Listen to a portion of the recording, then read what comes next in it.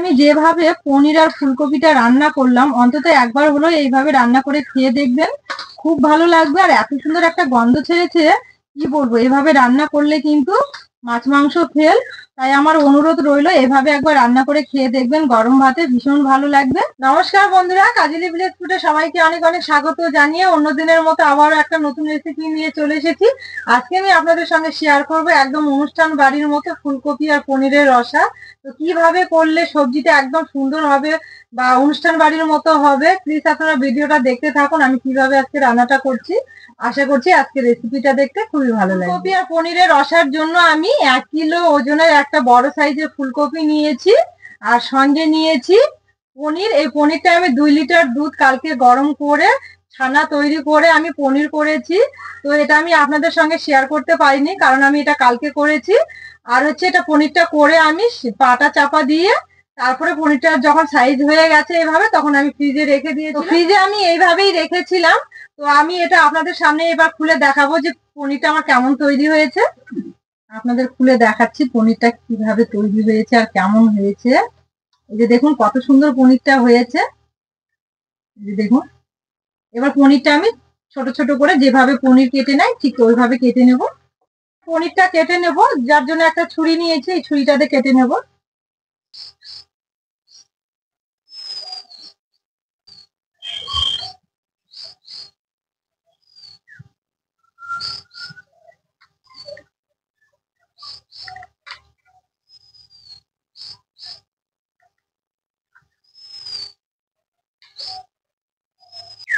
এবার আমি ছোট ছোট করে কেটে নেব।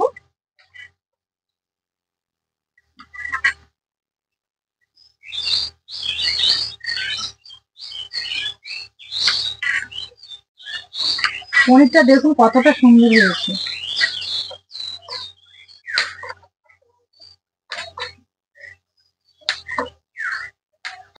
পনিরটা আমার কেটে নেওয়া হয়ে গেছে, খুব সুন্দরভাবে কেটে নিয়েছি আমি। এই যে দেখুন কত সুন্দর লাগছে পনিরটা দেখতে।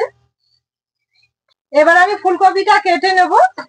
তো তার আগে আমি একটা বাটিতে জল নিয়েছি, আর দেব জলের মধ্যে একটু লবণ। লবণটা দিয়ে জলটা ভালো করে গুলে নেব। এভাবে লবণটা গুলে নিতে দেওয়ার পর জলটা খুব ভালো করে এভাবে গুলিয়ে নেব, লবণটা যাতে গলে যায়। এবার আমি কপিটা কেটে কেটে ওই জলের মধ্যে দেব, তাহলে যদি কপির ভেতরে কোনো পোকা থেকে থাকে তাহলে কিন্তু সেটা বেরিয়ে যাবে।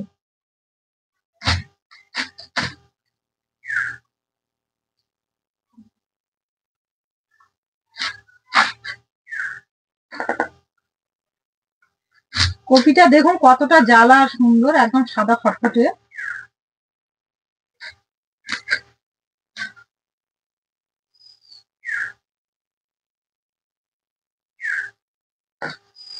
এবার বড় ফুলগুলো আমি মাঝখানে এভাবে একটু ফাটিয়ে দেবো, এভাবে করে কেটে নিতে হবে।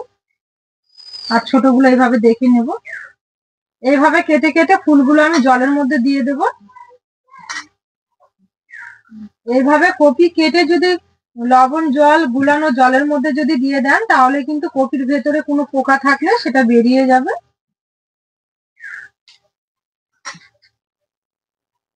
এভাবে আমি কেটে নিয়েছি একটু বড় করে। একইভাবে আমি দুটো আলুই কেটে নেব। এভাবে দুটোই আমি কেটে নিয়েছি। এবার ভালো করে এগুলো সবজিগুলো ধুয়ে নেব। রান্নার জন্য সবজিগুলো ভালো করে কেটে বেছে পরিষ্কার করে ধুয়ে তুলে নিয়েছি। এবার উনুন ধরিয়ে দেবো। গরম হয়ে গেছে, কড়াইয়ে সর্ষের তেল দেব।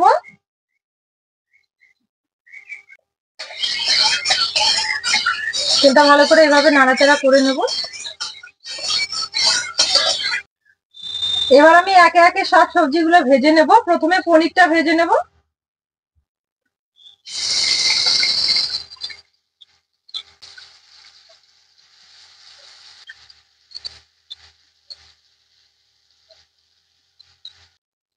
এবার পনিরের মধ্যে দেবো একটু লবণ, লবণটা দিয়ে হালকা করে পনিরটা ভেজে নেব। পনিরটা আমার ভেজে নেওয়া হয়ে গেছে, তুলে নেব। এইভাবে ভেজে নিয়েছি।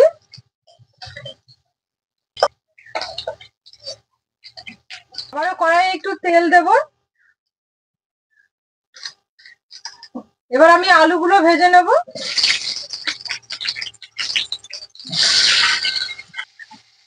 একটু লবণ দেব। আর দেবো অল্প পরিমাণে হলুদ। দেওয়ার পর ভালো করে আলুটা আমি ভেজে নেবো। আলুটা আমি খুব সুন্দর করে নেড়ে চেড়ে ভেজে নিয়েছি, এবার তুলে নেব।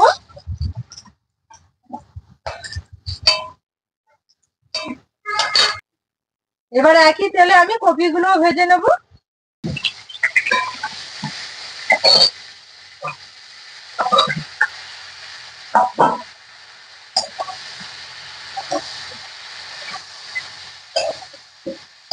কপির মধ্যেও দেবো একটু লবণ, আর দেবো অল্প পরিমাণে হলুদ গুঁড়ো। নেড়ে চেড়ে ভালো করে ভেজে নেব।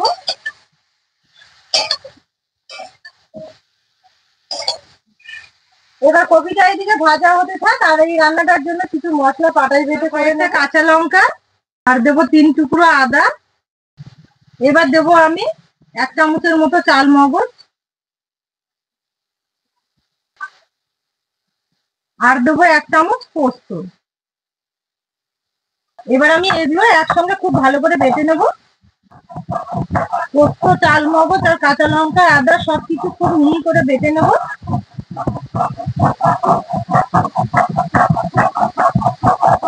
সবকিছু আমি খুব মিহি করে বেটে নিয়েছি, এবার তুলে নেব।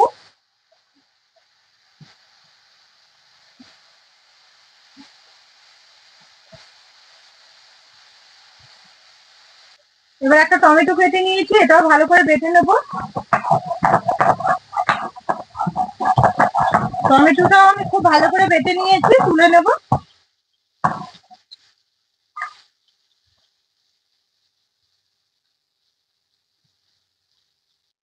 এখানে আমি 2টো সাদা এলাচ আর দারচিনি নিয়েছি, এবার এগুলো বেটে নেব।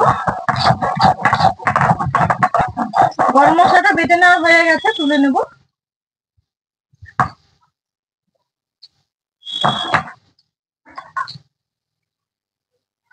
সব মশলাগুলো আমার পাটাই বেটে করে নেওয়া হয়ে গেছে।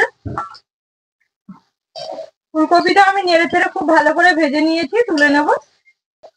এই যে দেখুন এইভাবে ভেজে নিয়েছি, এবার তুলে নেব সবগুলো।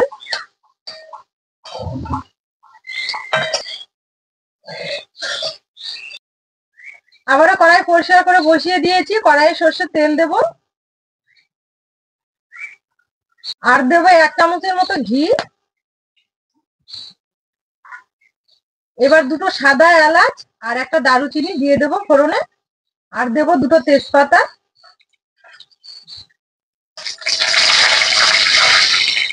এবার দেবো টমেটো বাটা। টমেটো বাটা দেওয়ার পর একটু নাড়াচাড়া করে নেবো এভাবে কয়েক সেকেন্ডের মতো। এবার দেবো পাটায় যে মশলাটা করলাম, চাল মগজ, কাঁচা লঙ্কা, আদা, এগুলো এবার দিয়ে দেবো। দেওয়ার পর নাড়াচাড়া করে নেবো এভাবে। এবার দেবো 1/2 চামচ জিরে বাটা। এবার দেবো 1/2 চামচ জিরে গুঁড়ো, আর দেবো 1/2 চামচ ধনে গুঁড়ো, আর দেবো খুব অল্প পরিমাণে ঝাল লঙ্কার গুঁড়ো। এবার দেবো আমি স্বাদ মতো লবণ, কারণ সবজিগুলো আমি আগে লবণ দিয়ে ভেজে নিয়েছি, তার জন্য একটু লবণটা কম করে দিয়েছি। আর দেবো পরিমাণ মতো হলুদ গুঁড়ো। এবার মশলা ধোয়া জল একটু দিয়ে দেবো অল্প পরিমাণে, যাতে মশলাটা পুড়ে না যায়। এবার ভালো করে মশলাটা ফ্রাই করে নেব। এবার আমি একটু জল দিয়ে মশলাটা ভালো করে ফ্রাই করে নেব। এবার দেবো আমি খুব অল্প পরিমাণে কাশ্মীরি লঙ্কার গুঁড়ো, সুন্দর একটা কালার আসার জন্য। এবার দেওয়ার পর ভালো করে নেড়ে চেড়ে মশলাটা আবারও কষিয়ে নেব। এই যে দেখুন মশলা থেকে তেল ছেড়ে দিয়েছে, মশলাটা আমি খুব ভালো করে কষিয়ে নিয়েছি। এবার আমি বাকি সবজিগুলো একে একে দিয়ে দেবো। প্রথমে আলুটা দেবো,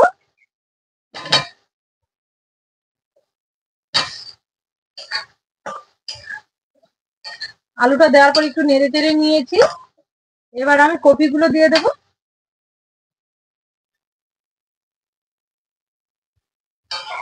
তারপর আবারও ভালো করে নেড়ে চেড়ে নেব। কপি আর আলুটা দেওয়ার পর মশলার সঙ্গে নেড়ে চেড়ে খুব ভালো করে একটু কষিয়ে নেব আবারও।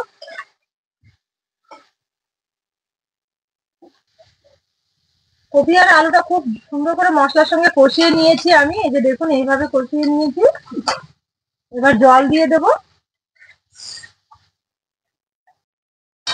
জলটা দেওয়ার পর খুব সুন্দর করে তরকারিটা আমি ফুটিয়ে নেব।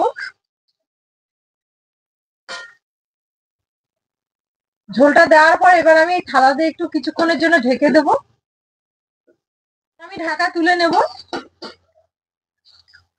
এই যে দেখুন তরকারিটা আমার অনেকটাই ফুটেছে, অনেকটাই ঝোলটা কমে এসেছে। এবার আমি পনির গুলো দিয়ে দেব।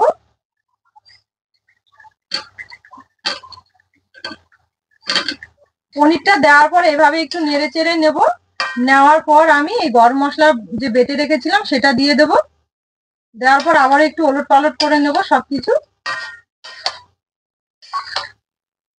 ওলট পালট করে নিয়েছি। এবার আমি 1 মিনিটের জন্য উনুনের আঁচটা হালকা দিয়ে এবার থালা দিয়ে ঢেকে রাখবো।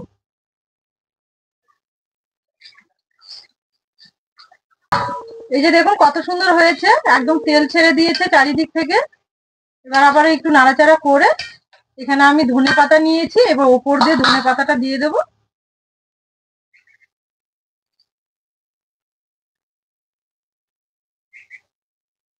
ধনেপাতাটা দেওয়ার পর এইভাবে নেড়ে চেড়ে এখন আমি নামিয়ে নেব, হয়ে গেছে। এবার আমি থালাতে ঢেলে নেব।